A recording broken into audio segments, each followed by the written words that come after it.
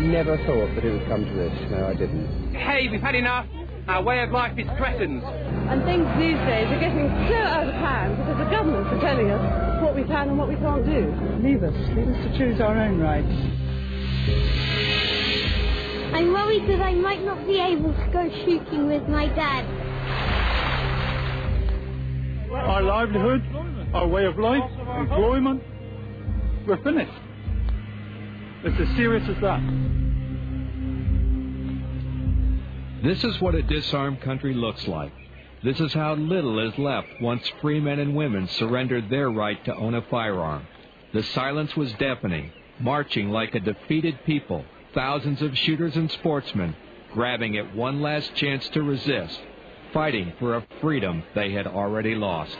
I'm not doing it for shooting, I'm doing it for freedom. I don't care if I never fire another shot, but I'm damned if I'm going to let my government make the decision for me. My father once said to me that the day you hand your guns in, that means that the country's no good to live in anymore. No one really thought that they would take your rabbit guns and your duck guns. That just couldn't happen. It was an impossibility. We thought no one would ever do anything to us. We were wrong. Too bloody late now. Once the guns are gone, you're not going to get them back. Giving into government by giving up their firearms. Gun owners were shamed into silence while politicians and the anti-gun forces moved swiftly, turning two tragic shootings into legislative opportunities.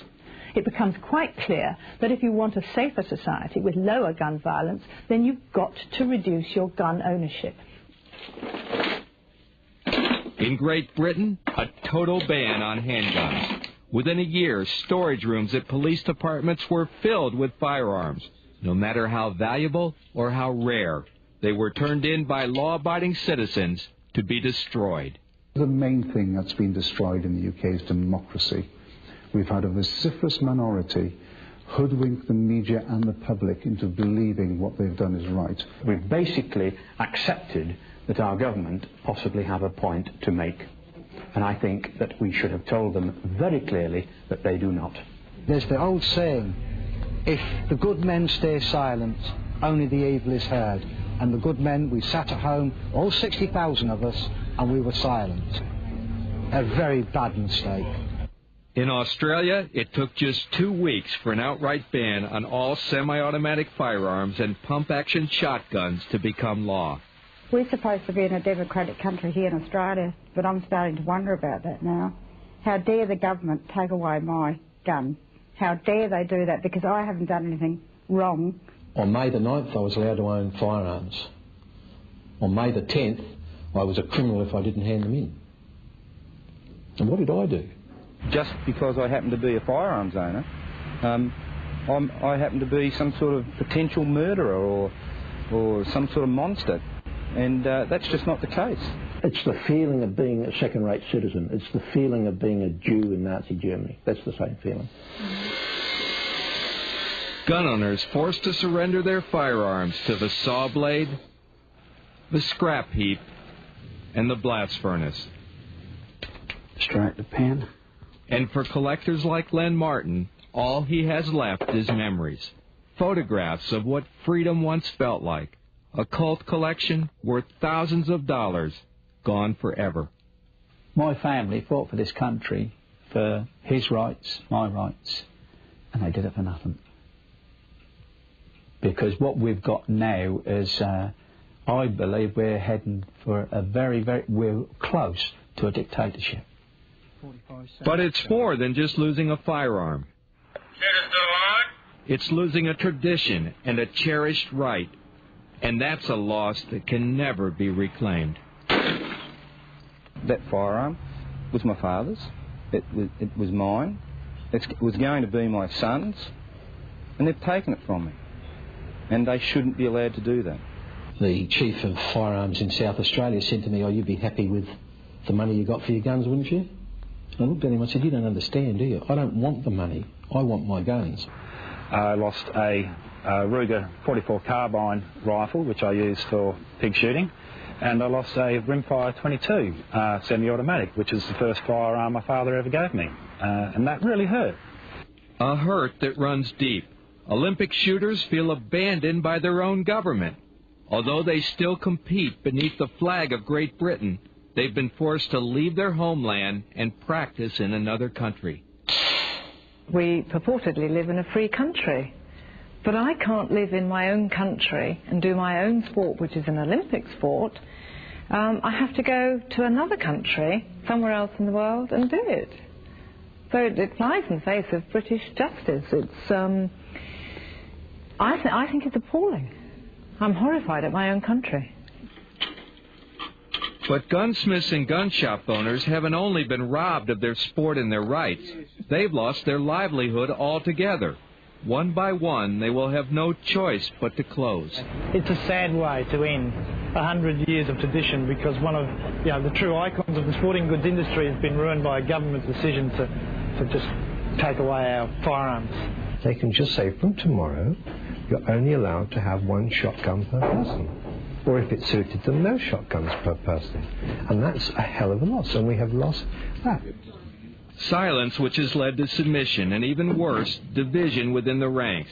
Now, gun owners in Australia and Great Britain will be the first to admit they only have themselves to blame.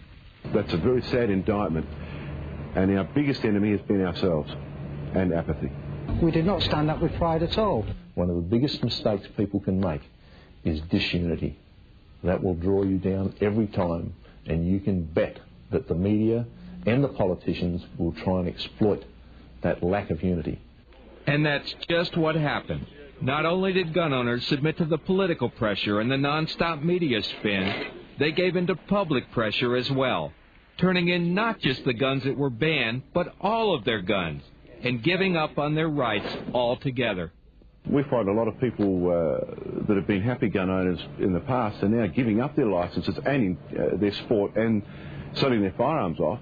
I've lost interest in the whole thing because of the extra costs in keeping the guns and just the new regulations that have come in as well. It's all becoming too difficult. There's a lot less young people shooting now because it's just so difficult. A lot of older shooters are passing in the cards because they're sick of being treated very poorly by the government. So, I'm fairly worried that in a few years we won't be able to shoot at all. Sacrificing their rights for the politicians' false promise of a safer society. The thing that's really worrying is this gesture politics, the idea that you can ban one sort of gun or another and actually make the public safer. Of course, it's a nonsense. I understand that they are upset that they're losing their sport. I understand that. It is the price that has to be paid for living in a safer society. I don't think people believe that anyway, to be honest. Common sense dictates that no, they're not going to be any safer. The crime rate's not going to drop. The use of firearms by criminals will still be there, and they'll still obtain their firearms on the black market. And the black market is booming in Australia at the moment. I think the criminals are absolutely rejoicing at the fact that all legal guns are taken out of circulation. And if you don't believe it, just listen to what this street thug told us in London. There's a crock. It's making no difference whatsoever. I mean, the people in the street, they're going to get their guns anyway. No problem. Gun bans that won't make a difference, and gun owners struggling to stop the momentum against them. It's not a question of what next. We already know what's next. They're already screaming about more bans. It hasn't stopped. It could well be shotguns next, it could well be rifles next, it might be both. The end will be that they will probably ban all types of guns, all shotguns, which people enjoy, and then that'll be that. There'll be no sport of shooting whatsoever. Gun owners who set themselves up for defeat.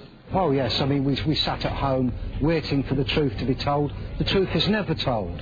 They not only lost their will to fight, but were willing to surrender what they know is rightfully theirs. It's a lesson learned the hard way, and their message to gun owners in America is simple.